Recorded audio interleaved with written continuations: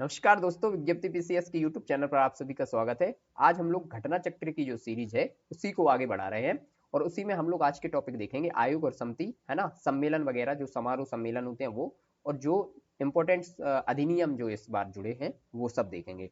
अब बात आती है कि भाई घटना चक्र में दिया बहुत सारा है ना, बहुत सारे ये बड़ा बड़ा के, और मतलब एक साल का एक साथ आया ना, तो हमें इसमें ये करना है कि छांटना है चीजें, है ना, कि कौन सी हमें नहीं करनी है। सबसे पहले यदि हमने यही छांट लिया कि क्या नहीं करना है तो हमारी आधी तैयारी यहाँ पर हो जाएगी, है ना। तो देख लेते हैं कि क्या क्या इसमें नहीं करना है, और मेरे साथ आप लोग घटना चक्र की जो बुक है ना वो लेकर बैठिए क्लास के साथ ही, और उसमें क्या करते जाइए, हाईलाइट करते जाइए। जो मैंने हाईलाइट कर रखा है वो आप भी हाईलाइट करते जाइए। फालतू की चीजें मत पढ़िए, फालतू की आधी से ज्यादा चीजें हम लोग छोड़ेंगे साथ के साथ, ठीक है। चलिए देख लेते हैं। सबसे पहले आयोग और समिति में हमें क्या पढ़ना है, सबसे पहले देख लेते हैं। आयोग और समिति में देखते हैं, जो एनटीए के माध्यम से हमारी परीक्षाएं होती हैं उनको पारदर्शी, सुचारू और निष्पक्ष तरीके से कराने के लिए एक उच्च स्तरीय समिति बनाई गई है, और उसके अध्यक्ष कौन बनाए गए हैं यहाँ पर, डॉक्टर के राधाकृष्णन। तो हमें ये याद रखना है कि जो एनटीए के माध्यम से जो भी परीक्षाएं करवाई जाती थी उनको निष्पक्ष और पारदर्शी बनाने के लिए एक उच्च स्तरीय समिति आई है, वो आई है डॉक्टर के राधाकृष्णन समिति। और इस पर स्टार लगा लीजिए, क्योंकि आजकल एग्जाम जो है ना टाइम पे हो नहीं रहे हैं, और अगर हो भी रहे हैं तो लीक ज़्यादा हो रहे हैं। तो इनके लिए ये समिति बनाई गई है और ये क्वेश्चन हमें पूछा जा सकता है। चलिए नेक्स्ट देख लेते हैं कि सार्वजनिक जो है ना, सार्वजनिक डिजिटल अवसंरचना के विभिन्न उपायों की जांच हेतु समिति बनाई गई है। एक जो डिजिटल भुगतान हमारा होता है उसके लिए सार्वजनिक डिजिटल अवसंरचना के आयामों को जांच के लिए एक समिति बनाई गई है। भाई इतने आजकल चल रहे हैं, फोन पे, गूगल पे, फला फला पता नहीं कितना पे आ गए हैं, है ना। तो जो इसके लिए एक समिति बनाई गई है जांच के लिए, तो वो कौन सी बनाई गई है, एपी होता समिति, इनकी अध्यक्षता में बनाई गई है। तो इनका भी नाम आप लोग याद रखिए, क्योंकि ये भी बहुत सही टॉपिक हैं दोनों, ठीक। अब देखते हैं सम्मेलन और समारोह। सम्मेलन और समारोह में क्या करना है, ब्रिक्स का साहित्य मंच जो इस बार हुआ है, देखिए जो भी साथ में मैं बोल रहा हूँ और जो हाईलाइट किया है वही वही आप करिए, फालतू की चीजें मत करिए। बहुत ज्यादा इसमें दी हुई है, अगर फालतू के चक्कर में आप पड़ जाओगे तो आपको चीजें याद नहीं हो पाएंगी। अगर आपने हाईलाइट भी मेरे साथ कर लिया और उनको एक से दो बार देख लिया तो चीजें आपको याद हो जाएंगी, कम से कम एटलीस्ट ऐसा तो हो जाएगा। जब क्वेश्चन हमारे सामने आएगा तो हमें पता रहेगा कि हाँ भाई ये क्वेश्चन हमने पढ़ा है। अब देखिए इसमें से मैंने आधी सी चीजें ज्यादा छुड़वाई हुई हैं, है ना। देख लीजिए, आप पहले देख ही लीजिए, क्योंकि छुड़वाई इसलिए है, सारी चीजें आप लोग याद नहीं करिए। अगर सारी चीजों के चक्कर में फंसोगे तो जो याद करनी वो भी छूट जाएंगी, है ना। चलिए तो देख लेते हैं। ब्रिक्स ब्रिक्स का जो साहित्य मंच हुआ है इस बार, कहाँ पर हुआ है, तो देखिए रूस में हुआ है, BRICS, ठीक। अब क्या है, रसिया वाला ध्यान रखना सेकंड नंबर के। तो कहाँ पर हुआ है, रूस में, और रूस में भी कहाँ पर, एक जगह है कजान, तो कजान जगह पर हुआ है, ठीक है। इतना हमें इसमें याद रखना है। दूसरी बात, थीम से क्वेश्चन आजकल ज्यादा पूछा जाता है, तो थीम को जरूर याद करना है, ठीक। तो इस बार की जो ब्रिक्स की थीम रही है वो कौन सी रही है, नए यथार्थ में विश्व साहित्य, परंपराओं, राष्ट्रीय मूल्यों और संस्कृतियों से संवाद, ठीक। अब इतनी चीज हमें याद रखनी थी ब्रिक्स के माध्यम से। अब देख लीजिए, नेक्स्ट देख लेते हैं। कुछ चीजें हमने छोड़ भी दी, उसके बाद नेक्स्ट देखा है ग्लोबल आर्टिफिशियल इंटेलिजेंस शिखर सम्मेलन, ठीक। जो ग्लोबल आर्टिफिशियल इंटेलिजेंस का शिखर सम्मेलन हुआ वो कहाँ पर हुआ, तो एआई के लिए सम्मेलन हुआ है हमारे हैदराबाद में, ठीक है। अब बात करते हैं इसकी थीम की। तो इसकी थीम क्या है, यहाँ पर आप हाईलाइट कर लीजिए, making AI work for everyone, ठीक। ये थीम कम से कम आपको कुछ ना कुछ ऐसा करना है कि ये थीम हमें याद होनी चाहिए। अब बात है कि इसमें तो एआई वर्क आ गया बीच में, तो एआई से मतलब चीजें हो जाएंगी, लेकिन आपको जो ऑप्शन दिए जाएंगे उन चारों ऑप्शन में भी एआई रहेगा। तो ये थोड़ा सा आपको ध्यान रखना है। इसमें दिया है एआई वर्क फॉर एवरीवन, ठीक। अब देख लेते हैं नेक्स्ट, पहला अंतरराष्ट्रीय सोलर महोत्सव। अब पहला है तो ये थोड़ा सा क्या हो जाता है, महत्वपूर्ण हो जाता है यहाँ पर, है। पहला है तो देख लेते हैं कहाँ पर हुआ है, नई दिल्ली मंडपम में, ठीक। मंडपम कहाँ बना हुआ है, प्रगति मैदान में। तो देखिए नई दिल्ली में कई यहाँ पर लगते हैं, एक तो सोलर महोत्सव हो गया। अब जितने भी दिल्ली में होंगे ना वो आपको देखते चलना है, कुछ कुछ जैसे ऐसे लिख लेना है। ऐसे मान लीजिए दिल्ली लिखोगे तो दिल्ली के सामने जितने भी सम्मेलन हुए ना दिल्ली में, जो आज हम समारोह और सम्मेलन पढ़ रहे हैं उनमें से आधे से ज्यादा दिल्ली में होते हैं। अब दूसरी बात देखिए, कोई भी आपको पुस्तक मेला मिलेगा तो पुस्तक मेला कहाँ पर होता है, नई दिल्ली में, ठीक। कोई भी व्यापार मेला मिलेगा तो व्यापार मेला कहाँ पर होता है, नई दिल्ली में, ठीक है। तो ऐसे ऐसे कुछ की पॉइंट्स बना के रख लीजिए कि नई दिल्ली में कौन कौन से हैं। और नई दिल्ली में जैसे मान लीजिए कोई सा भी हुआ ये दिल्ली में, और अगर 8 से 10 सम्मेलन के आपने वन बाई वन ऐसे लिख लिए एक जगह, तो जैसे ही दिल्ली से संबंधित कोई क्वेश्चन आएगा आप तुरंत के तुरंत जो है उसको बता देंगे। चलिए नेक्स्ट देख लेते हैं, पहला संयुक्त कमांडर सम्मेलन। अब ये थोड़ा सा हो जाता है इंपॉर्टेंट, क्योंकि भैया जो यूपी में हमसे पूछा जाएगा, यूपी के परिप्रेक्ष्य में हम उसको इंपॉर्टेंट मान के ही चलेंगे, क्योंकि यूपी का एग्जाम देने जा रहे हैं तो कहीं ना कहीं यूपी के क्वेश्चन ज्यादा पूछने की संभावना रहेगी। ठीक है, तो देख लेते हैं, पहला संयुक्त कमांडर सम्मेलन कहाँ पर हुआ है? लखनऊ में हुआ है। ठीक, संयुक्त कमांडर की बात हो रही है यहाँ पर, संयुक्त कमांडर सम्मेलन कहाँ पर? लखनऊ में। नेक्स्ट है ई गवर्नेंस पर 27वां राष्ट्रीय सम्मेलन। तो ई गवर्नेंस की बात हो रही है तो कहाँ पर है? ई गवर्नेंस मुंबई महाराष्ट्र में। एक तो जगह का नाम याद रखना है, दूसरा थीम भी इसकी याद रखनी है, कौन सी? विकसित भारत, सुरक्षित और सतत ई सेवा वितरण। इतना आप लोग साथ के साथ हाईलाइट जो है कर लीजिए। ठीक, फिर आता है यहाँ पर दिव्य कला मेला। अब दिव्य कला मेला की बात हो रही है तो दिव्य कला मेला कहाँ पर हुआ है इस बार का? वो हुआ है रांची झारखंड में। तो इसको हम लोगों ने जो क्या है, दिव्यांग जनों के लिए व्यवस्थाएं इसमें बनाई जाएंगी भारत सरकार के द्वारा। ठीक है, तो इसका जो वो हुआ है सम्मेलन इस बार का कहाँ पर हुआ है? दिव्य कला मेला का 18वां सम्मेलन हुआ है रांची झारखंड में। ठीक है, तो इतनी हाईलाइट आप लोगों ने साथ में कर ली होगी। अब देख लेते हैं, अब देखिए 2+2 वार्ता जो होती है, ये मैंने हाईलाइट यहाँ पर नहीं किया है क्योंकि ये सबको पता है, हर बार होती है। और इसमें कौन कौन भाग लेते हैं? रक्षा मंत्री और विदेश मंत्री। ठीक है, हमारे देश के भी रक्षा मंत्री और विदेश मंत्री, और जिससे वार्ता हो रही है, जैसे इस बार हुई है भारत और जापान के बीच, ठीक है, तो वहां के भी रक्षा मंत्री और विदेश मंत्री। तो इसलिए मैंने इसको हाईलाइट नहीं किया। अब इतना तो आप लोगों को भी समझ में आ ही गया होगा, है ना। अब देख लेते हैं CII Bharat Africa business conclave. ठीक, ये कहाँ पर हुआ है? नई दिल्ली में। तो भैया मैं तो पहले ही कह रहा हूँ कि जितने भी नई दिल्ली में सम्मेलन हुए हैं ना, सबकी एक जगह नई दिल्ली लिख के और उन सम्मेलनों को आप लोग साथ के साथ लिख लीजिए। जैसे कि मैंने ऐसा एग्जांपल दिया था कि दिल्ली यहाँ पर लिख लीजिए, और जितने भी सम्मेलन हुए ना ऐसे लिखते जाइए सामने सामने। ठीक है, 7-8 सम्मेलन हुए होंगे, फिर उनके बाद कुछ सम्मेलनों में या कुछ समारोह जो हुए होंगे उनकी थीम भी होगी, तो वो थीम भी आप लोग साथ के साथ लिख लीजिए। चलिए, दिल्ली पुस्तक मेला।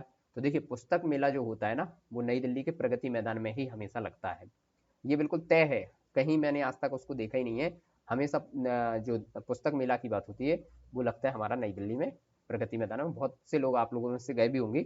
इसका विषय क्या था इस बार का? थीम जो है वो थी भारतीय पुस्तकों का वैश्विक प्रभाव। जो भारतीय पुस्तकें हैं उनका वैश्विक मतलब विश्व पर क्या प्रभाव पड़ रहा है, तो भारतीय पुस्तकों का वैश्विक प्रभाव। ठीक, अब आप लोगों ने देख लिया होगा। नेक्स्ट आगे बढ़ते हैं, इंडिया इंटरनेशनल हॉस्पिटैलिटी एक्सपो, ये कहाँ पर हुआ है? तो ये हुआ है भैया ग्रेटर नोएडा में। ठीक, इतना ही लिखते चलिए आप लोग। जो एक्सपो होते हैं ना, जितने भी एक्सपो टाइप के जो सम्मेलन होते हैं वो अधिकतर ग्रेटर नोएडा में होते हैं। अब इसमें पूछ सकता है आपसे भागीदार देश, तो भागीदार देश कहाँ पर है? वियतनाम पर। ठीक, इतना हम लोगों को याद रखना है। हाईलाइट भी कर लीजिए आप। हाईलाइट कर लीजिए इसलिए क्योंकि नेक्स्ट टाइम आप लोग पढ़ोगे तो फिर वही वही चीजें देखनी है जो कि हाईलाइट की गई हैं, फालतू की चीजों पे हमारा ध्यान जाएगा ही नहीं, जैसे मैंने हाईलाइट कर रखा है यहाँ पर। चलिए नेक्स्ट देखते हैं, विश्व धरोहर युवा पेशेवर मंच। अब बात हो रही है यहाँ पर युवा पेशेवर मंच की। तो युवा पेशा करने के लिए मतलब पेशा मतलब वर्क करने के लिए सबसे ज्यादा कहाँ पर आते हैं? नई दिल्ली में। तो ये जो विश्व धरोहर की बात हो रही है, विश्व धरोहर युवा पेशेवर मंच, वो नई दिल्ली में आयोजित हुआ है इस बार। अब इसकी थीम तो भैया कैसे भी करके, चाहे रोज सुबह पढ़िए, शाम पढ़िए, रात में पढ़िए, जैसे पढ़ सको आप, लेकिन थीम याद कीजिए क्योंकि अब जो क्वेश्चन का स्टैंडर्ड है वो बढ़ चुका है, थीम की ओर जा चुका है ना। जगह के नाम वो बहुत कम पूछ रहे हैं, थीम के नाम बहुत ज्यादा पूछ रहे हैं। चलिए देखते हैं आगे। इसका थीम है 21वीं सदी में विश्व धरोहर, युवाओं का क्षमता निर्माण और अवसरों की खोज। आज का युवा जो है वो अवसर की खोज में ही पड़ा हुआ है ना। तो अब बात हो रही है यहाँ पर युवा के पेशा की बात, पेशेवर मतलब उसको पेशा चाहिए, कुछ ना कुछ नौकरी चाहिए, है ना। तो अवसरों की खोज, इतना ही पॉइंट बना लीजिए कि युवाओं का क्षमता निर्माण और अवसरों की खोज, तो आपको यहाँ से कुछ ना कुछ हेल्प जरूर मिलेगी। चलिए नेक्स्ट देखते हैं, अंतरराष्ट्रीय जलवायु शिखर सम्मेलन। अब बात हो रही है अंतरराष्ट्रीय जलवायु शिखर सम्मेलन की, तो ये भी हुआ है नई दिल्ली में। अब मैं तो कह ही रहा हूँ कि आप लोग लिस्ट बना लीजिए, है ना। सौशुरतम, ये जो सौशुरतम है ये भी हुआ है नई दिल्ली में। बस इतना ही हाईलाइट कर लीजिए, सौशुरतम नई दिल्ली में। ठीक है, फिर हुआ है एग्रीकल्चर लीडरशिप कॉन्क्लेव, ये कहाँ पर हुआ है? 2024 का एग्रीकल्चर लीडरशिप कॉन्क्लेव, तो ये भी हुआ है नई दिल्ली में। ठीक है, हमने इतना देख लिया। इसका थीम भी है, और जिसकी थीम है वो थोड़ा सा ज्यादा इंपॉर्टेंट हो जाता है क्योंकि पूछने के चांसेस ज्यादा बढ़ जाते हैं। जब थीम बनाई गई है तो बड़ा मुद्दा है ना। थीम नहीं है तो मान लेते हैं कि चलिए थोड़ा बहुत छोटा मुद्दा है, लेकिन थीम के साथ बड़ा मुद्दा है। चलिए, navigating agriculture throat climate challenge. ठीक, इतना इसकी थीम याद रखनी, क्या? Navigating agriculture throat climate challenge. चलिए इतना देख लिया। फिर देखते हैं इसमें एक चीज और आप लोग हाईलाइट कर लीजिए, सर्वश्रेष्ठ राज्य की बात की जाएगी, सर्वश्रेष्ठ राज्य पूछ लिया जाएगा आपसे सीधा सीधा कि एग्रीकल्चर लीडरशिप कॉन्क्लेव जो हुआ है इस बार का, उसमें सर्वश्रेष्ठ राज्य का पुरस्कार किसको मिला है, तो वो मिला है नागालैंड को। और यहाँ पर एक चीज और पूछी जा सकती है कि कृषि क्षेत्र में सर्वश्रेष्ठ राज्य का पुरस्कार किसको मिला है, तो कृषि क्षेत्र में सर्वश्रेष्ठ राज्य का पुरस्कार मिला है आपका महाराष्ट्र को। इतनी चीज आप हाईलाइट करिए इसमें साथ के साथ, ठीक। फिर बात करते हैं कि आईडीएफ क्षेत्रीय डेयरी सम्मेलन एशिया का पैसिफिक 2024 वाला जो हुआ है वो, क्योंकि इस बार पूछा जा सकता है क्योंकि ये है पहला, तो इस पर थोड़ा सा लगाइए आप स्टार, ठीक। और ये कहाँ पर हुआ है, कोच्चि केरल में हुआ है, ये ध्यान रखना, ये नोएडा या यहाँ पर नहीं हुआ है, हरियाणा के किसी क्षेत्र में, क्योंकि डेयरी की बात होती है तो हमारे क्षेत्र में सबसे पहले हरियाणा आता है, लेकिन क्षेत्रीय डेयरी की बात यहाँ पर हो रही है, क्षेत्रीय डेयरी सम्मेलन, और एशिया का हुआ है ये, है ना, एशिया पैसिफिक वाला, तो ये हुआ है कोच्चि केरल में। वहां से आप लोग थोड़ा सा ध्यान रखना है आपको कि कोच्चि केरल में हुआ है। इसका विषय क्या है, फार्मर सेंट्रिक इनोवेशंस इन डेयरिंग, ठीक है। तो जो फार्मर है वही डेयरी का काम करते हैं, तो फार्मर भी इसमें आ गया और डेयरी भी इसमें आ गया, है ना। दोनों को आप लोग कीवर्ड्स बना लीजिए और हाईलाइट कर लीजिए। चलिए नेक्स्ट देखते हैं, यूक्रेन शांति शिखर सम्मेलन। जो मैं बता रहा हूँ वही वही कीजिए, बाकी जो नहीं बता रहा हूँ उनको छुड़वा रहा हूँ तो छोड़ते चलिए साथ के साथ, है ना। यूक्रेन शांति शिखर सम्मेलन, तो यूक्रेन शांति शिखर सम्मेलन कहाँ पर हुआ है, स्विट्जरलैंड में, ठीक है। अब बहुत दिनों से युद्ध चल रहा था तो शांति की तो बात कोई ना कोई करेगा ना, तो वो हुआ है स्विट्जरलैंड में। और वो भी कौन सा शहर है, बुर्गेन स्टॉक में, जो स्विट्जरलैंड का एक शहर है बुर्गेन स्टॉक, वहां पर। चलिए नेक्स्ट देख लेते हैं, 10वां विश्व जल मंच, 10वें विश्व जल मंच की बात हो रही है, तो 10वां याद रहे या ना रहे, लेकिन विश्व जल मंच इस बार कहाँ आयोजित हुआ है ये हमें याद होना चाहिए। तो कहाँ पर हुआ है, ये हुआ है बाली में, इंडोनेशिया में। इसका जो थीम है वो क्या है, साझा समृद्धि के लिए जल। भाई जो साथ में समृद्धि चाहिए हम लोगों को, तो क्या चाहिए, किसकी जरूरत होती है, वो होती है जल की जरूरत। तो विश्व जल मंच कहाँ पर हुआ है, सबसे पहले क्वेश्चन यदि आपसे पूछा जाए कि विश्व जल मंच कहाँ पर हुआ है, तो बाली इंडोनेशिया में हुआ है, और इसकी थीम क्या है, साझा समृद्धि के लिए जल, ठीक। इतना देख लिया। चलिए नेक्स्ट देख लेते हैं, ओएनडीसी की बात यहाँ पर हो रही है, जो open network for digital commerce होता है उसकी बात हो रही है। उसका स्टार्टअप महोत्सव कहाँ पर हुआ है इस बार, तो नई दिल्ली में हुआ है। तो नई दिल्ली में जितने हुए हैं उनकी तो हम लोग लिस्ट बनाने वाले हैं ही, मतलब दिल्ली लिख लेना, उसके बाद फिर ऐसे ऐसे लिस्ट बनाते जाओ, जितने भी सम्मेलन हुए हैं, चाहे 20 हुए हो चाहे 10 हुए हो, सारे की लिस्ट बना लीजिए, तो आपको याद हो ही जाएंगे वो, है ना। चलिए अब नेक्स्ट देख लेते हैं, भारत ऑस्ट्रेलिया इंडोनेशिया, इनका तीनों का जो हुआ है, भारत का, ऑस्ट्रेलिया का और इंडोनेशिया का, इनका त्रिपक्षीय समुद्री सुरक्षा कार्यशाला इस बार की बात की गई है, कहाँ पर, कोच्चि और केरल में, ठीक है। अब बात करते हैं कोच्चि केरल में, देखें देखिए मान लीजिए ये भारत है, ठीक है, फिर यहाँ पर आपको मिल जाएगा इंडोनेशिया, फिर यहीं पर मिल जाएगा आपको क्या, ऑस्ट्रेलिया। तो ये तीनों की बात हुई है, वो कहाँ पर हुई है, यहाँ कोच्चि केरल में, ठीक है। थोड़ी सी मैपिंग से भी चीज़ें समझ लिया करें, उससे फायदा हमें हो ही जाता है। चलिए आगे देख लेते हैं, ये तो हो गया, लेकिन आईएनएस द्रोणाचार पर आयोजित हुई हैं, ये जो हमारा आईएनएस है द्रोणाचार, उस पर ये आयोजित हुई हैं। तो क्वेश्चन आपसे ये भी पूछ सकता है कि त्रिपक्षीय समुद्री सुरक्षा जो हुई है वो कौन से मतलब अब हमारे जो कौन सा आईएनएस था उसके साथ हुई है, तो द्रोणाचार का नाम यहाँ पर पूछा जा सकता है। इसका थीम क्या है, हिंद महासागर क्षेत्र में क्षेत्रीय समुद्री सुरक्षा बढ़ाने के लिए सहयोग। सीधी सी बात है, जब बात हो रही है तीनों देशों के बीच, और तीनों देशों की लोकेशन हम लोगों ने देख ली है ना, तीनों देशों की लोकेशन देखी तो बात यहीं की होगी, है ना, हिंद महासागर वाले एरिया की। तो ये हो गया, थीम में भी बीच में आ गया है आपका क्या, हिंद महासागर क्षेत्र, ठीक है। ये की पॉइंट याद रखिए, सारी थीम तो कोई भी याद नहीं कर पाएगा। भारत की 6G 2024, ये जो भारत की 6G है कहाँ पर स्टार्ट की गई है, दिल्ली की कैपिटल्स में ही इसका आयोजन हुआ है, नई दिल्ली में, ठीक है। फिर उसके बाद इसकी थीम देख लेते हैं। अब 5G तो अभी हम लोग चला ही रहे हैं सब लोग, तो अब 5G से बियॉन्ड की बात की जाएगी, तो यहाँ पर थीम है 5G and beyond connectivity for our digital worlds, ठीक। इतना याद हो गया होगा। तो अभी तो हम लोगों ने कुछ देखा ही नहीं है, अभी तो 2 पेज ही देखे हैं, ऐसे ऐसे करके तो हमें सम्मेलन अभी देखने हैं 4-6 पेज और, ठीक। तो इसीलिए मैं ये सब छुड़वाते भी चल रहा हूँ कि भैया जो फालतू की चीज़ें हैं इनको आप बिल्कुल साथ के साथ छोड़ते चलें और हिचकिचाहट ना करें बिल्कुल भी। और अगर आपको लगता है कि एक आध पॉइंट इसमें से बहुत ज़्यादा इंपॉर्टेंट है जो मैंने छुड़वा दिया हो और आपको इंपॉर्टेंट लग रहा हो किसी परिपथ से या परिप्रेक्ष्य से, तो आप उसको साथ के साथ कर लीजिए हाईलाइट, क्योंकि हो सकता है कि आप सोचें वही आ जाए। तो डिजिटल पब्लिक की बात करते हैं अब, डीपीआई जो है इस पर संयुक्त राष्ट्र का पहला अंतर्राष्ट्रीय सम्मेलन हुआ है। डीपीआई क्या है, डिजिटल पब्लिक इंफ्रास्ट्रक्चर। तो ये कहाँ पर हुआ है? न्यूयॉर्क यूएसए में। देखिए न्यूयॉर्क कहाँ पर? न्यूयॉर्क यूएसए में, क्योंकि संयुक्त राष्ट्र की बात हो रही है यहाँ पर, है ना। और यह सम्मेलन भारत के नेतृत्व में आयोजित हुआ है, इसलिए ये हो गया इंपॉर्टेंट। और इस पर लगाइए 2 स्टार, है ना। और 2 स्टार वाली चीज़ों को हमें क्या करना है? लास्ट दिन रिवीजन करके जरूर जाना है एग्जाम में, ठीक है।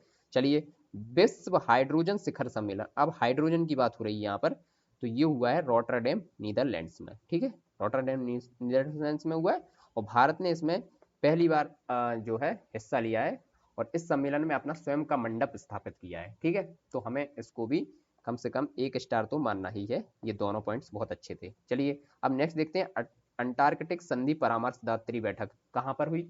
अंटार्कटिक की बात हो रही है तो कोच्चि केरल में हुई। तो इतना तो बात हो गया, जब इस टाइप की जो मतलब हमारे महासागरों से रिलेटिव जो भी संधि या बैठकें होती हैं तो वो कहाँ पर होंगी? जो भारत का समुद्री क्षेत्र होगा उसी के आसपास होंगी। तो जो मतलब पहाड़ी या मैदानी क्षेत्र है उसको तो भूल ही जाए, समुद्री क्षेत्र की चीज़ों को याद रखना है। तो ये कहाँ पर हुआ है? केरल में हुआ है, कोच्चि के, ठीक है। सॉरी, कोच्चि में हुआ है जो कि केरल का है, ठीक है। अब नेक्स्ट देख लेते हैं, अंतरराष्ट्रीय आपदा रोधी अवसंरचना सम्मेलन। ये कहाँ पर हुआ है? अंतरराष्ट्रीय आपदा रोधी सम्मेलन। आपदाएं कितनी आती रहती हैं, तो आपदाओं को कंट्रोल कहाँ से किया जा सकता है? नई दिल्ली से। तो नई दिल्ली में इसका आयोजन हुआ है। देखिए कितने सम्मेलन हम लोगों ने ऐसे देख लिए हैं जो कि नई दिल्ली में हो रहे हैं। अब आप मेरी बात ना सुनो तो अब अलग ही बात है, नहीं तो आपको क्या करना है? नई दिल्ली के सामने लिखते चलना है 7, 8, 10, 15 जितने भी सम्मेलन हुए वो सारे। और ना लिख पाओ, सोचो कि भाई मैं ही लिख दूं, तो आप कमेंट्स कर देना, तो मैं लिख के दे दूंगा आपको, और क्या कर सकता हूँ इससे ज्यादा, है ना। तो मुख्य विषय की बात कर लेते हैं। अब इसमें थीम क्या है इसकी? अंतरराष्ट्रीय आपदा और रोधी अवसंरचना की। तो थीम है investing today for a more resilient tomorrow, ठीक है। इतनी चीजें हमें याद रखनी है, हाईलाइट कर लीजिए इनको। फिर है विश्व भविष्य ऊर्जा शिखर सम्मेलन 2024 का। जो विश्व भविष्य ऊर्जा शिखर सम्मेलन है वो कहाँ पर हुआ है? तो वो हुआ है अबू धाबी में, ठीक है। यूएई का जो अबू धाबी उसमें हुआ है। और थीम क्या है यहाँ पर? The energy to lead. The energy to lead की बात की गई है। तो ये इतना हाईलाइट कीजिए और याद कीजिए साथ के साथ, ठीक। अब बात करते हैं, सतत विकास लक्ष्यों में तेजी लाने के लिए एक राष्ट्रीय सम्मेलन हुआ है। तो वो किसके द्वारा किया गया है, ये देखना है हमें। तो ये किया गया है नीति आयोग के द्वारा। और कहाँ पर हुआ है? जयपुर राजस्थान में। तो इसको आप लोग जरूर करिए हाईलाइट, क्योंकि ये नीति आयोग द्वारा किया गया है। तो पूछ सकता है, नीति आयोग के जो भी काम हो रहे हैं आजकल पूछ लिए जाते हैं एग्जाम में। हम लोगों ने पीवाईक्यू भी लगाए हैं तो उसमें नीति आयोग से खूब क्वेश्चन आए हैं। तो अगर बात आए कि सतत विकास लक्ष्यों में तेजी लाने के लिए जो राष्ट्रीय सम्मेलन हुआ है वो किसके द्वारा हुआ है? तो नीति आयोग के द्वारा हुआ है। वो कहाँ पर हुआ है? तो राजस्थान में हुआ है, इस बार जयपुर में, ठीक है। राष्ट्रीय बागवानी मेला की बात की जाए तो बागवानी कहाँ पर? बागवानी के लिए साउथ की स्टेट जाने जाते हैं। तो ये हुआ है बेंगलुरु कर्नाटक में। थीम क्या है? जो थीम है इसकी, जो मुख्य विषय है वो क्या है? Next gen technology led horticulture for sustainable development. तो इतना आपको याद रखना है, कौन सी? नेक्स्ट जनरेशन की जो टेक्नोलॉजी है लेड हॉर्टिकल्चर वाली, तो फॉर सस्टेनेबल डेवलपमेंट, इतना हमें याद रखना है, ठीक है। इतना हाईलाइट करिए आप लोग। फिर बात करते हैं बायो एशिया की। तो बायो एशिया सम्मेलन इस बार कहाँ पर हुआ है? तेलंगाना सरकार द्वारा हैदराबाद में, ठीक है। तो ये तो हमारा ही है, तो इसको याद रख के चलिए। और इसकी थीम क्या है? डेटा एंड एआई और रीडिफाइनिंग पॉसिबिलिटीज, ठीक है। पॉसिबिलिटीज जो है वो की गई है, डेटा एंड एआई रीफाइनिंग पॉसिबिलिटीज। तो बात कर ली यहाँ पर डेटा एंड एआई की रीडिफाइनिंग एंड पॉसिबिलिटीज की, ठीक है। फिर उसके बाद रायसीना डायलॉग की भी बात करें तो रायसीना जहाँ पर भी होता है ये तो नई दिल्ली में ही होता है, क्योंकि रायसीना हिल जो है वो नई दिल्ली में ही है। अब बात करते हैं इसकी थीम की। थीम इंपॉर्टेंट क्यों हो जाती है कि जहाँ पर देखिए मोदी जी पहुंच जाएंगे कार्यक्रम का उद्घाटन करने, वहां पर थीम अलग ही टाइप की होगी। 4P 4A 4C, है ना। तो ये 4C है। 4C में क्या क्या आ गया हमारा? कॉन्फ्लिक्ट, कंटेंट और क्या? कॉपरेट और क्रिएट, ठीक है। तो ये हो आ गया क्या क्या? कन्फ्लिक्ट आ गया और कंटेस्ट आ गया, कॉपरेट आ गया और क्रिएट आ गया। मतलब संघर्ष, प्रतियोगिता, सहयोग और निर्माण, ठीक। ये चारों की बात यहाँ पर हो गई। चलिए देख लेते हैं हिंद महासागर सम्मेलन। अब हिंद महासागर सम्मेलन में क्या हुआ, कहाँ पर हुआ? ये पर्थ ऑस्ट्रेलिया में। देखिए कैसे याद रखेंगे इसको, जैसे देखिए ये लोकेशन है इंडिया की, ठीक। और यहाँ पर है कुछ कुछ ऑस्ट्रेलिया की, ठीक। और ये हमारा हिंद महासागर। तो जो पर्थ पड़ेगा आपको पश्चिमी ऑस्ट्रेलिया की कैपिटल से यहाँ पर मिलेगी आपको पर्थ, ठीक। तो उसी में हुआ है पर्थ ऑस्ट्रेलिया में। और इसकी थीम क्या है? Toward a stable and sustainable Indian Ocean. ठीक है, तो ये हो गई इसकी थीम। अब नेक्स्ट देख लेते हैं हम यहाँ पर world defence show. World defence show जो 2024 का हुआ है, वर्ल्ड की बात हो रही है, तो कहाँ पर हुआ है ये? रियाद सऊदी अरब में। इतना ही याद रखिए इसके बारे में। फिर बात करते हैं सूरज कुंड अंतरराष्ट्रीय शिल्प मेला की। शिल्प मेला की बात चल रही है। वैसे देखिए सूरज कुंड में जो मेला लगते हैं वो सूरज कुंड कहाँ पर है? फरीदाबाद हरियाणा में।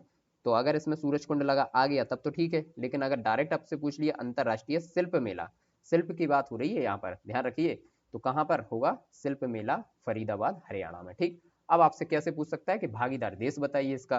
तो मेले में जो भागीदार देश है वो है तंजानिया। अगर आप ज्यादा मेला देखने जाओगे तो घर के लोग आप पर तंज मारने लगते हैं, है ना, कि इतना मेला देखने जा रहे हो। तो मेले में भागीदार देश रहा है तंजानिया, तंज से याद रखना। और थीम राज्य है गुजरात इस बार का। ठीक, तो ये दोनों पॉइंट भी बहुत इंपॉर्टेंट हो जाते हैं, इनको हाईलाइट कीजिए।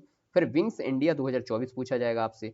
तो विंग्स इंडिया 2024 कहाँ पर हुआ इस बार? हैदराबाद में। इतना ही याद रख लीजिए। ठीक है, फिर राष्ट्रीय युवा महोत्सव की बात हो रही है भैया। राष्ट्रीय युवा महोत्सव हुआ है इस बार नासिक महाराष्ट्र में।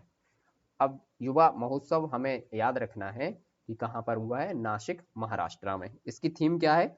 सक्षम युवा समर्थ भारत। ठीक, विकसित भारत 2043 और युवा के लिए युवा के द्वारा। तो इतना ही याद रख लीजिए आप, युवाओं के लिए युवा द्वारा, है ना। राष्ट्रीय युवा महोत्सव जो हुआ है वो किसके द्वारा हुआ? युवा के लिए युवा के द्वारा। ठीक, तो थीम भी हमें यहाँ पर आसानी से याद हो गई। और ये कहाँ पर हुआ है? नासिक महाराष्ट्र में। चलिए ठीक है, फिर देखते हैं जो WEF की 54वीं बैठक हुई वो कहाँ पर हुई। तो जो वर्ल्ड इकोनॉमिक फोरम है वो जेनेवा में इसका हेडक्वार्टर्स है। और जेनेवा कहाँ पर है? स्विट्जरलैंड में। तो स्विट्जरलैंड में ही ये आयोजन हुआ इसका। और थीम क्या रही है? विश्वास का पुनर्निर्माण, है ना। तो ये हमें ध्यान रखना है, रीबिल्डिंग ट्रस्ट। ठीक, इतनी थीम हो गई। और ये हमारा कहाँ पर हुआ? स्विट्जरलैंड में। अब इसका जो मुख्यालय है वही जेनेवा में है, तो हो सकता है आराम से। अब बात कर लेते हैं इंडस फूड की। इंडस फूड कहाँ पर इस बार लगा है? इंडस फूड की बात हुई है तो ग्रेटर नोएडा में। ठीक है, फिर एक और आएगा आपका इंडिया फूड एक्सपो। तो इंडस वाले का याद रखना है, इंडस फूड कहाँ पर? ग्रेटर नोएडा में। लेकिन इंडिया फूड एक्सपो कहाँ पर? लखनऊ उत्तर प्रदेश में। और इस पर स्टार लगाइए, क्योंकि ये जो लखनऊ में हुआ है ये आपसे पूछा जा सकता है, और जो यहाँ पर हुआ है वो भी आपसे पूछा जा सकता है। तो दोनों पर स्टार लगाइए। ठीक है, पहले में रखना है इंडस फूड। इंडस फूड आएगा, बस इतना ही आए। अगर इंडस फूड की बात हो तो ग्रेटर नोएडा, और इंडिया फूड एक्सपो की बात हो तो लखनऊ उत्तर प्रदेश में। चलिए नेक्स्ट देखते हैं, भारत का जो अंतरराष्ट्रीय विज्ञान महोत्सव हुआ है वो कहाँ पर हुआ है? तो ये हुआ है फरीदाबाद में, हरियाणा में। वही फरीदाबाद जहाँ पर अभी हम लोगों ने शिल्प मेला देखा था, है ना। और इसकी तो थीम भी है, तो थीम हो जाती है तो थोड़ा सा थीम भी देख लेते हैं। विज्ञान और प्रौद्योगिकी अमृत काल में सार्वजनिक लोक संपर्क। ठीक, इतना याद रखना है। अब देखते हैं वैश्विक आयुर्वेद महोत्सव। तो आयुर्वेद के लिए क्या जाना था? साउथ जाना जाता है ना। नॉर्थ तो आयुर्वेद के लिए उतना नहीं है, हाँ हालांकि है, आयुर्वेद का मिल जाएगा आपको हिमालय पर्वत पर, लेकिन वो याद नहीं रखना है। जैसे कि अभी आप लोग याद रख सकते हैं, जैसे कि काली खांसी जैसी होती है केजरीवाल साहब को, तो वो कहाँ जाते हैं? साउथ में जाते हैं, केरला में, है ना। तो आयुर्वेद महोत्सव जो हुआ है वो तिरुवनंतपुरम में ही रखा गया है, केरला में। ठीक है, थीम क्या है? स्वास्थ्य क्षेत्र में उभरती चुनौतियां और पुनरुत्थानशील आयुर्वेद। ठीक, इतना आपको इसमें भी याद रखना है। फिर देख लेते हैं नेक्स्ट, साथ के साथ आप लोग हाईलाइट करते चलिए। ठीक है भैया, ये चीज़ें ऐसी हैं कि बहुत खतरनाक चीज़ें मानता हूँ मैं तो इनको। ये चीज़ें बार बार पढ़ने से ही याद होती हैं, इतनी आसानी से याद भी नहीं होती हैं। ठीक है, अब होती है वर्ल्ड फूड इंडिया की बात। तो ये हुआ है प्रगति मैदान नई दिल्ली में। और इसका मुख्य विषय क्या है? समृद्धि के लिए प्रसंस्करण, है ना। और भागीदार देश नीदरलैंड, और फोकस देश रहा है जापान। और आपसे शुभंकर भी पूछ सकता है, तो मिल इन। ठीक, ये चीजें याद रखनी है हमें वर्ल्ड फूड इंडिया से। सबसे पहला पूछा जाएगा कहाँ पर हुआ? प्रगति मैदान नई दिल्ली में। फिर थीम पूछेगा तो समृद्धि के लिए प्रसंस्करण। फिर पूछेगा आपसे भागीदार देश कौन था इस बार? तो नीदरलैंड था। और फोकस देश जापान। और जो इसका ब्रांड शुभंकर रहा है, मतलब जो इसका ब्रांड शुभंकर है वो है मिल इन। ठीक, ये चीजें हमें इससे याद रखनी। तो वर्ल्ड हम लोगों ने फूड से संबंधित कितनी चीजें पढ़ी हैं? तीन तीन जगह हम लोगों ने अभी पढ़ लिया है। वर्ल्ड फूड इंडिया वो हुआ है नई दिल्ली में। ठीक है, और एक पढ़ा है इंडस फूड। तो इंडस फूड कहाँ पर हुआ है? नोएडा, ग्रेटर नोएडा में। और इंडिया फूड एक्सपो हुआ है लखनऊ में। ये सारी चीजें हमने वन बाई वन देख ली। अब देख लेते हैं एससीओ परिषद। एससीओ परिषद की जो बैठक हुई है इस बार की, वो कहाँ पर हुई है? किर्गिस्तान में। और किर्गिस्तान में भी कहाँ, कौन सा शहर है उसका? बिश्केक, वहाँ कैपिटल्स में हुई है। तो ये इतना याद रखिए। फिर अंतर्राष्ट्रीय व्यापार मेले की बात होती है, तो हमने सबसे पहले बात कर ली थी कि जो बुक फेयर लगता है और जो कि ट्रेड फेयर लगता है, ये दोनों ही मोस्टली दिल्ली में लगते हैं, और वो भी कहाँ पर, प्रगति मैदान मंडपम में। ठीक है, तो इतना याद रखते हैं। और इसकी मुख्य विषय क्या है इसका, वसुधैव कुटुंबकम यूनाइटेड बाय ट्रेड। ठीक, तो ये भी याद हो गया। तो ये होगा हमारी कितनी, पहले तो हम लोगों ने सबसे पहले देखी थी समितियां, और समितियों में 2 समितियां पढ़ी थी, ज़्यादा नहीं पढ़ी थी। एक तो जो निष्पक्ष अब जो परीक्षाएं होती हैं उनसे संबंधित, तो के राधा कृष्णन, और फिर बात हुई थी कि जो भुगतान से संबंधित परेशानी आती है उसकी जांच समिति के लिए एपी होता, और उसके बाद हम लोगों ने देखे सम्मेलन, फिर हम लोगों ने कर लिए यहाँ पर समाप्त। अब देखते हैं आगे क्या, संधि और समझौते। तो संधि और समझौते में बहुत ज्यादा नहीं पढ़ना है, ठीक है, जो हाईलाइट करवा रहा हूं वही आप लोग देख लेना। सबसे पहला देख लेते हैं NLFT और ATTF के बाद शांति समझौता हुआ है। तो ये क्या है, एक तो है देखिए national liberation front of Tripura, और एक है ऑल त्रिपुरा टाइगर फोर्स। इन दोनों के बीच संधि समझौता हुआ है, और किसने करवाया, भारत सरकार। तो तीनों साथ बैठे थे, तो कहाँ बैठेंगे, अब भारत सरकार नहीं होता तो बात थी। तो आप लोग इसमें ये याद रखना है कि ये बैठक हुई है हमारी नई दिल्ली में समझौता, ठीक है, क्योंकि भारत सरकार इसमें करवाया है, भारत सरकार ने दोनों जो हमारे ये हैं, एक तो है NLFT और एक है ATTF, ठीक है, दोनों के भी समझौता नई दिल्ली में हुआ है। इतना ही याद रखिए, अमित शाह जी ने इसमें भाग लिया था, तो इतना ही याद रखना है। आगे देख लेते हैं, भारतीय नौसेना भारत अर्थ मूवर्स लिमिटेड BEML के मध्य समझौता हुआ है, ठीक है। तो ये किसके लिए, किस क्षेत्र में हुआ है, दोनों के मध्य रक्षा क्षेत्र में ये समझौता हुआ है, तो इतना ही याद रखना है इसमें, और इसमें ऐसा कुछ खास दिया नहीं है। फिर यहाँ पर आ जाइए, भारत सरकार और विश्व बैंक के मध्य समझौता हुआ। तो ये थोड़ा बड़ा समझौता हो गया कि भाई भारत सरकार सीधा विश्व बैंक के साथ समझौता कर रही है। हुआ किस लिए है, तो ये हुआ है हरित राष्ट्रीय राजमार्ग जो हमारे हैं ना, इनकी परियोजनाओं को और बढ़ाना है, निर्माण करना है नई नई परियोजनाओं को। तो इसके लिए 500 बिलियन अमेरिकी डॉलर के समझौते के संबंध में जानकारी मिली है। 4 राज्य इसमें शामिल हुए हैं, कौन कौन से, हिमाचल प्रदेश, राजस्थान, उत्तर प्रदेश और आंध्र प्रदेश, ठीक है। तो चारों राज्यों में से आपसे कोई सा भी राज्य पूछा जा सकता है, तो ये राज्य जरूर याद रखना साथ के साथ, ठीक है। चलिए अब देख लेते हैं और कहां पर, सांस्कृतिक संपदा समझौता, CPA की बात हो रही है यहाँ पर, है ना। तो ये सांस्कृतिक संपदा समझौता जो हुआ है, ये पहली बार इस समझौते पर हस्ताक्षर हुए हैं, किसके, अमेरिका द्वारा भारत की रखा गया है ये भारत में, कहां पर, नई दिल्ली में, ठीक है। तो भारत सरकार और अमेरिका सरकार दोनों ने इसमें भाग लिया है, और ये नई दिल्ली में हुआ है, और पहली बार इस समझौते पर हस्ताक्षर हुए हैं, तो ये ध्यान रखना है, सांस्कृतिक संपदा समझौता, ठीक। फिर उत्तर प्रदेश पर्यटन विभाग, मेक माई ट्रिप, जो उत्तर प्रदेश पर्यटन विभाग और मेक माई ट्रिप है ना, इन दोनों ने भी समझौता किया है। किस लिए किया है, इन्होंने किया है कि जो कि यूपी में जो लोग घूमने आते हैं ना पर्यटक के तौर पर, उनके लिए जानकारी और ज़्यादा अच्छी दीजिए और आनंदमय यात्रा करवाइए, और उसके अनुभव की बात की गई है। तो अब डेटा और विशेषज्ञता के क्षेत्र के तौर पर इसको आगे बढ़ाया जाएगा, ठीक है। तो मेक माई ट्रिप से तो आप लोगों ने की होगी यार यात्राएं, कई बार बस से टिकट हम लोग करते हैं मेक माई ट्रिप से, है ना, कहीं जाते हैं तो होटल्स वगैरह भी मिल जाते हैं। तो इन दोनों के बीच इसीलिए हुआ है समझौता, तो ये देख लेना। उसके बाद एक ये देख लेना, एक कौन सा, NPCI इंटरनेशनल पेमेंट लिमिटेड और central reserve bank of Peru, इन दोनों के मध्य समझौता हुआ है। तो इन दोनों के द्वारा क्या समझौता हुआ है, समझौते में हुआ है कि पेरू में भी अब UPI मतलब जो यूनिफाइड पेमेंट इंटरफेस है, ऐसा भुगतान प्रणाली की स्थापना जारी रहेगी, ठीक है। तो ये होगा हमारे संधि समझौते। और इसके बाद एक और आप यहाँ पर एक दो और देख लीजिए, कौन कौन से, एक तो है REC लिमिटेड, ठीक है, और UNISED। इसमें क्यों ले रहे हैं हम इसको, क्योंकि इसमें उत्तर प्रदेश है, तो आपसे पूछ सकता है ना। एक तो क्या, विज्ञान और शैक्षणिक विकास इकाई के मध्य समझौता हुआ है, UNFIIA, और एक REC लिमिटेड, ठीक है। इन दोनों के मध्य क्या समझौता हुआ है कि उत्तर प्रदेश के ये सिद्धार्थ नगर में हुआ है, और बच्चों की शिक्षा की सहायता के लिए नई दिल्ली में समझौता ज्ञापन हस्ताक्षरित किया जाएगा, ठीक है। तो शिक्षा के क्षेत्र में हुआ है ये बेसिकली, तो इसको याद रखना है आपको, ठीक है। चलिए अब देख लेते हैं जो NTPC ग्रीन एनर्जी लिमिटेड है, Andhra Pradesh industrial infrastructure corporation, इन दोनों के मध्य समझौता हुआ है। क्या समझौता हुआ है, एक तो भारत का सबसे बड़ा हरित हाइड्रोजन उत्पादन केंद्र खोलेंगे, ठीक है। तो इसके लिए भूमि के लिए एक समझौता हुआ है, और ये कहाँ पर बनाया जाएगा, ये आंध्र प्रदेश के विशाखापट्टनम में बनाया जाएगा, ठीक है। इतना याद रखना है, किस किस के बीच, NTPC ग्रीन एनर्जी लिमिटेड है जो, उसके बीच, और Andhra Pradesh industrial infrastructure corporation के बीच एक समझौता हुआ है। क्या समझौता हुआ है कि भारत में सबसे बड़ा हरित हाइड्रोजन उत्पादन केंद्र बनाया जाएगा। कहां पर बनाया जाएगा? ये विशाखापट्टनम में। ठीक है, इतना याद रखना है आपको। चलिए नेक्स्ट देख लेते हैं। दिव्यांगजन सशक्तिकरण विभाग राष्ट्रीय मानव संसाधन विकास नेटवर्क के मध्य समझौता। तो समझौते से तो क्वेश्चन पूछेगा, तो इतना है क्लियर कि यूपी से जो रिलेटिव होगा ना, यूपी से रिलेटिव ही पूछेगा। तो आपको देखने वही है जो मैं यहाँ पर लगवा रहा हूँ।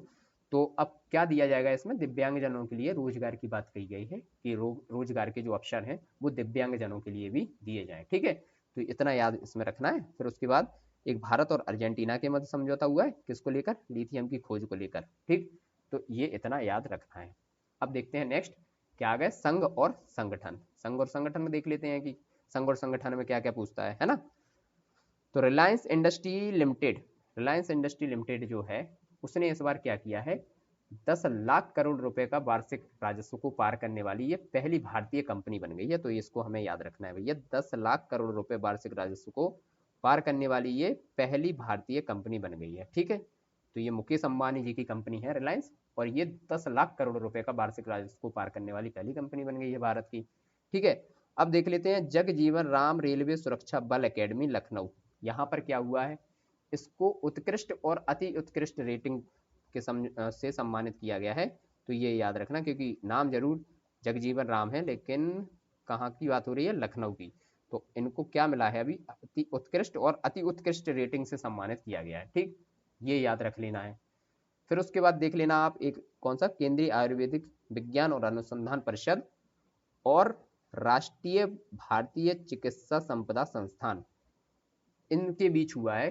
क्या हुआ है इनके बीच? WHO सहयोगी केंद्र ये के रूप में नामित हुए हैं ये दोनों। ठीक है, तो ये इनको ध्यान रखना है।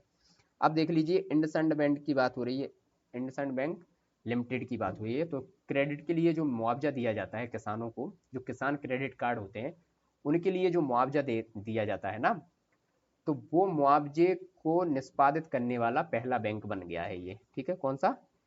इंडसइंड बैंक। ठीक, इतना याद रखना है। फिर बात आ रही है सैनी इंडिया की। बहुत ही अटपटी चीजें हैं ये, जो कि बड़े मतलब उससे उसको छांटना पड़ा है कि इसमें पढ़ना क्या है और क्या छोड़ना है ना, क्योंकि बहुत फैक्ट हो रहे हैं, बहुत ही ज्यादा फैक्ट हो रहे हैं। लेकिन अब क्या करें, हमारा तो काम है याद करने का, है ना, साथ साथ याद करना है हमें, क्योंकि एग्जाम में जब पूछा जाएगा तो फिर ये नहीं होना चाहिए कि यार यहाँ तो पढ़ा ही नहीं था, ये तो मुझे बहुत टफ लग रहा था तो मैंने छोड़ दिया था, है ना। यहीं से इसी सेगमेंट से क्वेश्चन जरूर बनेगा आपका, टेंशन मत लीजिए। अब देखिए सैनी इंडिया की बात हो रही है। तो सैनी इंडिया क्या है? ये पहला इलेक्ट्रिक डंप ट्रक है। ठीक है, इतना ही याद रख लीजिए, ज्यादा नहीं, हाईलाइट जितनी चीजें हैं उतनी रखिए, बहुत ज्यादा फैक्टर हो रहे हैं क्योंकि, है ना। चलिए अब माइक्रोसॉफ्ट की बात करते हैं। तो माइक्रोसॉफ्ट ने इस बार क्या किया है? तो माइक्रोसॉफ्ट ने जो एक कंपनी है कृत्रिम बुद्धिता के लिए, ओपन एआई, है ना, तो उसके साथ सुपर कंप्यूटर बनाया है और उसका नाम क्या रखा है? स्टारगेट। ठीक, तो ये याद रखना है, और ये 2028 तक लॉन्च हो जाएगा। तो स्टारगेट अगर आपसे पूछा जाएगा कि कौन बना रहा है, तो माइक्रोसॉफ्ट किसके साथ मिलकर? ओपन एआई के साथ। ये एक सुपर कंप्यूटर है जो कि कब तक आ जाएगा, कब तक लॉन्च हो जाएगा? 2028 तक। ठीक है, इतनी चीजें इसके बारे में याद रखिए। फिर है अंतरराष्ट्रीय दूरसंचार संघ। तो अंतरराष्ट्रीय जो दूरसंचार संघ है, इस संगठन में इस बार किसको? भारत को डिजिटल इनोवेशन बोर्ड का सह अध्यक्ष बनाया गया है। ठीक है, इस सहयोग में भारत को क्या बनाया गया है? डिजिटल इनोवेशन बोर्ड का सह अध्यक्ष। तो इतनी चीजें हमें याद रखनी है इसमें। फिर भारत एल्यूमिनियम कंपनी लिमिटेड जो है ना, बाल्को, इसमें कौन सा सर्टिफिकेट मिल गया है भारत को? B3 प्रमाणन प्राप्त करने वाली भारत की पहली कंपनी बन गई है। कौन सी? बाल्को। ठीक, तो आपसे पूछा जाएगा कि ऐसी कौन सी कंपनी है जो कि B3 प्रमाणन प्राप्त कर चुकी है और भारत की ये प्रमाण पत्र प्राप्त करने वाली पहली कंपनी बनी है, तो हम लगा देंगे बाल्को, है ना। और क्वेश्चन में वो दे देगा, कहीं भी ऑप्शन तो कहीं से भी उठा के देगा ही, तो हमें तो अपनी चीजें याद रखनी है। बाल्को जैसे ही सामने आएगा बाल्को लगा देंगे। ठीक है, फिर है परफ्यूज। परफ्यूज की बात हो रही है यहाँ पर, फिनटेक कंपनी है परफ्यूज। ये भारत की दूसरी यूनिकॉर्न बन गई है। ठीक है, दूसरी यूनिकॉर्न कौन सी? परफ्यूज। तो पहली कौन थी? कृत्रिम। ठीक, कृत्रिम तो आपको याद होगी, पिछली 6 महीने वाली जो हमारी वो थी ना, जो घटना सार आई थी, उसमें भी ये क्वेश्चन दिया हुआ था। ठीक है, अब देखते हैं भारतीय जीवन बीमा की बात हो रही है, भारतीय जीवन बीमा निगम की। इसके लिए हमें क्या पढ़ना है, सबसे मजबूत बीमा ब्रांड बन गया है ये, ठीक है। तो इसी में आप लोग करवाइए, जब भी आप लोग बीमा बीमा करवाते हैं, सबसे मजबूत बीमा ब्रांड है भाई LIC, तो LIC में ही करवाइए, है ना। अब देख लेते हैं, राष्ट्रीय सूक्ष्म लघु और मध्यम उद्यम संस्थान की बात हो रही है, ये कहाँ पर है, हैदराबाद में। तो इससे संबंधित हमें क्या पढ़ना है, कुछ नहीं, इसको तो छोड़ना है, कुछ पढ़ना ही नहीं है। भारत की प्रथम गति शक्ति अनुसंधान पीठ, तो आपसे पूछा जाएगा कि भारत की गति शक्ति अनुसंधान पीठ कहाँ पर है, तो इतना ही याद रखिए इसके बारे में, कहाँ पर ये, शिलोंग में। भारत की प्रथम गति शक्ति अनुसंधान पीठ शिलोंग में है, ठीक है। जैसे प्रथम बार आप कोई गति दोगे किसी कार्य को, तो लॉन्ग टाइम तक दोगे ना, तो उसी से याद रखना, शिलोंग में ही, ठीक। न्यूरालिंक, न्यूरालिंक क्या है ये एलन मस्क की एक कंपनी है न्यूरालिंक, और इंसान में ब्रेन चिप लगाने का दावा इसने किया है। अब बताइए, इंसान में ब्रेन चिप लगाने का दावा किया गया है इस कंपनी ने, न्यूरालिंक ने, तो इसको लगा लीजिए, और एलन मस्क की है, ठीक। और इसे टेलीपैथी नाम दिया गया है, टेलीपैथी, ठीक। अब जैसे ये चीज आएगी तब मजा आएगा, टेलीपैथी इसका नाम दिया गया है, ठीक है, इतना याद रखना है। और इसमें कुछ है, NTPC लिमिटेड की बात हो रही है, विश्व के सर्वश्रेष्ठ नियोक्ता 2023 की सूची में शामिल हुआ है कौन, NTPC लिमिटेड, ठीक, इतना याद रखिए इसके बारे में। अब आगे और देख लेते हैं, ज़्यादा चीज़ें नहीं बची हुई हैं। यस बैंक, अब यस बैंक की बात यहाँ पर क्या हो रही है, ये क्या बना है, यहाँ पर निर्यात के लिए लेन देन निष्पादित करने वाला, मतलब निर्यात के लिए जो लेन देन प्राप्त कर पाता है, ये सबसे बड़ा और सबसे पहला भारतीय बैंक बन गया है, कौन सा, यस बैंक, ठीक है। तो ये याद रखना आप। फिर टाटा कंसल्टेंसी सर्विसेज की बात हो रही है, TCS की, तो TCS ने यहाँ पर क्या किया है, TCS कंपनी जो है विश्व की दूसरी सबसे मूल्यवान IT कंपनी जो है बन गई है, सेवा ब्रांड का दर्जा इसको मिल गया है, ठीक है। तो दूसरी सबसे मूल्यवान IT सेवा ब्रांड का दर्जा मिला है। आपसे क्वेश्चन पूछा जाएगा कि विश्व की दूसरी सबसे मूल्यवान IT सेवा ब्रांड का दर्जा किसे दिया गया है, TCS में। तो ये जो हाईलाइट कर रहा हूँ पूरा हाईलाइट करते चलिए, बहुत ही चीज़ें ये मतलब खिचखिच करने वाली चीज़ें हैं। क्या होगा इसमें, अगर चीज़ें हम लोग छोड़ेंगे या सारी पढ़ेंगे तो ये चीज़ें याद नहीं होंगी, क्योंकि ये माथा दर्द करा देती हैं, ऐसी चीज़ें हैं, है ना। 2-3 बार पढ़ोगे, 2-3 बार सोचोगे, तो आपको ये चीज़ें जरूर याद आएंगी, ठीक है। इसी में एक और पॉइंट याद कर लीजिए कि एपसेंचर विश्व का सबसे मूल्यवान IT सेवा ब्रांड है। अगर मान लीजिए पहले ही पूछ लिया तो कौन सा है, पहला एक्सेंचर, ठीक, ये है पहला, और दूसरा बन गया हमारा कौन सा, TCS, ठीक है, टाटा वाला।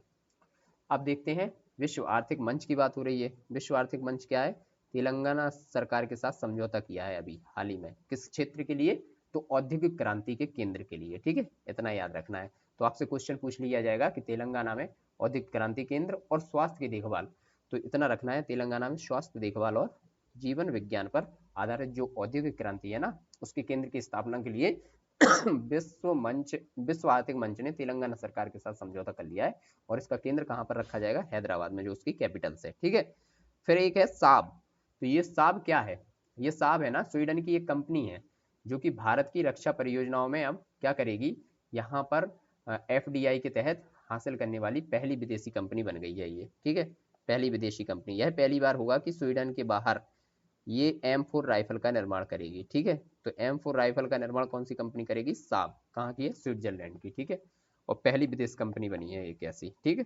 फिर इंडसइंड बैंक, इंडसइंड बैंक क्या है, यहाँ पर भारतीय रिजर्व बैंक द्वारा दिए गए अकाउंट एग्रीगेटर फ्रेमवर्क के तहत वित्तीय सूचना प्रदाता के रूप में सक्रिय होने वाला पहला बैंक बन गया है। तो आपसे पूछा जाएगा कि ऐसा कौन सा बैंक है जो कि अकाउंट एग्रीगेटर फ्रेमवर्क के तहत FDI के रूप में सक्रिय होने वाला बैंक है, तो आपको लगाना है इसमें इंडसइंड बैंक, ठीक, इतना लगा लोगे तो हमारा ये हो गया।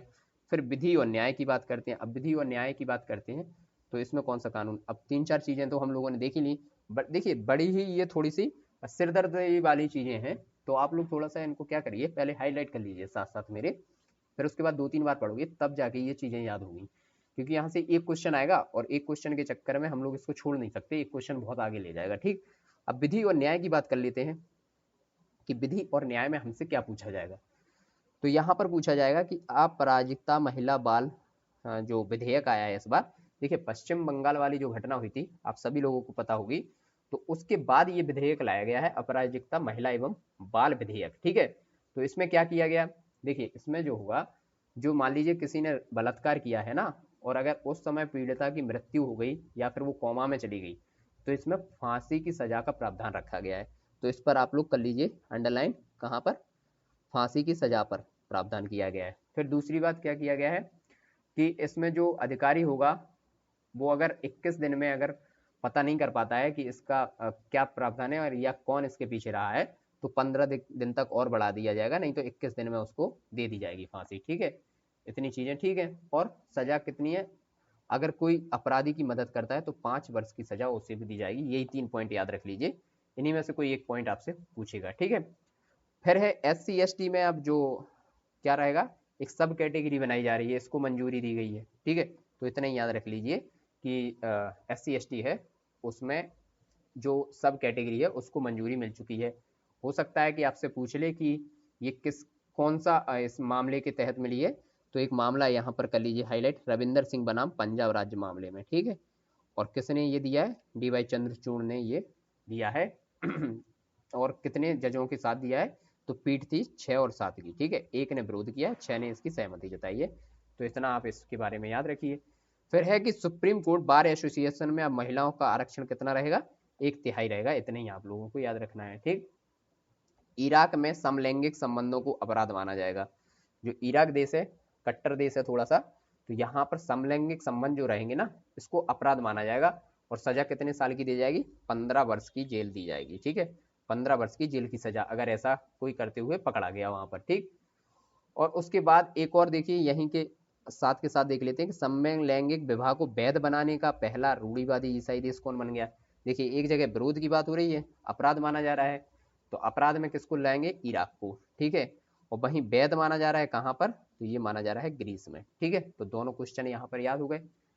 फिर एक बात कर लेते हैं, एक और क्वेश्चन यहाँ पर है क्वाड अधिनियम। क्वाड अधिनियम क्या है, सबसे पहले तो ये पता होना चाहिए हमें, अमेरिकी सीनेट द्वारा इसे पारित किया गया है। और क्वाड में कितने देश शामिल होते हैं, 4 देश। कौन कौन से, भारत, अमेरिका, जापान और ऑस्ट्रेलिया। ठीक है, भारत है, अमेरिका है और जापान है, ऑस्ट्रेलिया है। ठीक, तो ऐसे याद कर लीजिए, भारत, ऑस्ट्रेलिया और अमेरिका और जापान। ठीक, ये 4 देशों के नाम आप लोग याद रखिए। तो ये हो गया। अब आते हैं हम लोग वर्ष, दिवस और सप्ताह पर। तो वर्ष और दिवस और सप्ताह हम लोग आज नहीं कर रहे हैं, ये हम लोग कर लेंगे नेक्स्ट क्लास में। ठीक है, मैंने यहाँ पर हाईलाइट कर रखा है, तो टेंशन मत लीजिए। वर्ष, दिवस और जो हमारे सप्ताह आएंगे और जितने इनसे क्वेश्चन पूछे जाएंगे, थीम पूछी जाएगी, वो सारे हम लोग नेक्स्ट क्लास में कर लेंगे, क्योंकि आज वाली जो क्लास है बहुत ज़्यादा फैक्ट इसमें हो गए हैं, है ना। तो आपका भी माथा दर्द कर गया होगा पढ़ते पढ़ते, लेकिन क्या करना है, जो हाईलाइट यहाँ पर है वो सारा साथ के साथ आप लोगों को हाईलाइट करना है। तो हमने आज क्या क्या देख लिया, आयोग और समिति कंप्लीट कर ली थी, और उसमें फिर उसके बाद देखा था सम्मेलन समारोह, और उसके बाद देख लिया है सम्मेलन समारोह के बाद क्या देखा है, संधि और समझौता। ठीक है, और फिर क्या देख लिया था, संधि समझौते के बाद संघ संगठन, संघ संगठन के बाद विधि न्याय। ठीक, विधि न्याय के बाद अब हम कल देख लेंगे जो क्लास आएगी नेक्स्ट वाली, वर्ष, दिवस और सप्ताह। ठीक है, तो आज की क्लास को हम लोग करते हैं यहीं पर समाप्त। आप लोग साथ के साथ आज ही हाईलाइट करके जरूर इसको रख लीजिए और याद करने की कोशिश कीजिए। ठीक, धन्यवाद।